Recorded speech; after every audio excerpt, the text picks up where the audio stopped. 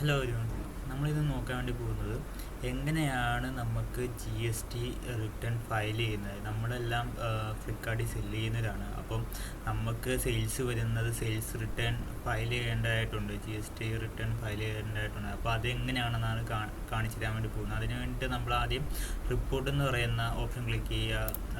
Report okay, already sales return ടാക്സിൻ്റെ set ചെയ്ത് വെച്ചിട്ടുണ്ട്. അപ്പോൾ എങ്ങനെയാണ് ചെയ്യേണ്ടതാണ് കാണിക്കുന്നത്. അതിന് വേണ്ടി ടാക്സ് റിപ്പോർട്ട് എന്നുള്ള area click, request new report എന്നുള്ള ഓപ്ഷൻ ക്ലിക്ക് ചെയ്യുക. എന്നിട്ട് ടാക്സ് റിപ്പോർട്ട് എന്നുള്ള ഓപ്ഷൻ ക്ലിക്ക് ചെയ്യുക. എന്നിട്ട് റിക്വസ്റ്റ് സെയിൽസ് റിപ്പോർട്ടല്ല നമുക്ക് വേണ്ടേ. അപ്പോൾ റിക്വസ്റ്റ് റിപ്പോർട്ട് എന്നുള്ള ഓപ്ഷൻ ക്ലിക്ക് ചെയ്യുക. എന്നിട്ട് ഈ റിക്വസ്റ്റ് റിപ്പോർട്ടിൽ വൺ ടൈം റിക്വസ്റ്റ് എന്ന് പറയുന്ന ഓപ്ഷൻ ക്ലിക്ക് ചെയ്തിട്ട് അവിടെ ഓട്ടോമാറ്റിക്കായിട്ട് കാണിക്കും. ഇപ്പം ഇന്ന് സെപ്റ്റംബർ 13 കഴിഞ്ഞ മാസത്തെയാണ് ഈ റിപ്പോർട്ടാണ് നമ്മൾ ജനറേറ്റ് ആക്കുന്നത്. ഓഗസ്റ്റ് 1 മുതൽ ഓഗസ്റ്റ് 31 വരെയുള്ള റിപ്പോർട്ടാണ്. അപ്പം ഇന്ന് 13 തീയതി ആയതുകൊണ്ട് 20 തീയതി മന്ത്ലി പിന്നെ G S T return file ചെയ്യുന്നതുണ്ട്, ക്വാർട്ടർലിയും റിട്ടേൺ ഫയൽ ചെയ്യുന്നതുണ്ട്.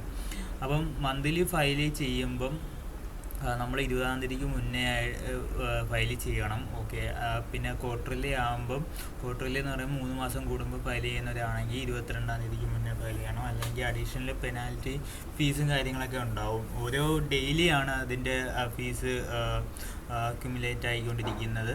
അപ്പോൾ നിങ്ങൾ മാക്സിമം 20 തീയതിക്ക് മുന്നേ തന്നെ ഫയൽ ചെയ്യാൻ നോക്കുക. ഓക്കെ, അപ്പോൾ പിന്നെ അത് കഴിഞ്ഞിട്ട് സബ്മിറ്റ് കൊടുക്കുമ്പം നമുക്ക് ഇങ്ങനെ ഒരു ഓപ്ഷൻ കാണിക്കും, റിക്വസ്റ്റ് റിപ്പോർട്ട് എന്ന് പറയുന്ന. ഇവിടെ പോകുമ്പോൾ ചിലപ്പോൾ പെൻഡിങ് ആയിരിക്കും ഇവിടെ കാണിക്കുന്നത്, സ്റ്റാറ്റസ് പെൻഡിങ് ആയിരിക്കും. എന്നിട്ട് ഒരു 5-10 മിനിറ്റ്സ് കഴിയുമ്പോൾ അത് ജനറേറ്റ് എന്ന് പറയുന്ന ഓപ്ഷനിലോട്ട് അത് മാറും. എന്നിട്ട് പിന്നെ ഡൗൺലോഡ് ചെയ്ത് നമുക്ക് അപ്പോൾ ഡൗൺലോഡ് ചെയ്യുമ്പോൾ ആ സ്പ്രെഡ്ഷീറ്റിൽ ഏതാണ് സെയിൽസ്, എത്ര ആ മാസം ഉള്ള സെയിൽസും കാര്യങ്ങളൊക്കെ കാണിക്കും. അത് എത്രയാണെന്ന് കാണിക്കും. കസ്റ്റമറിൻ്റെ പിന്നെ ഓർഡർ ഐ ഡിയും കാര്യങ്ങളൊക്കെ കാണിക്കും, എമൗണ്ട് കാണിക്കും.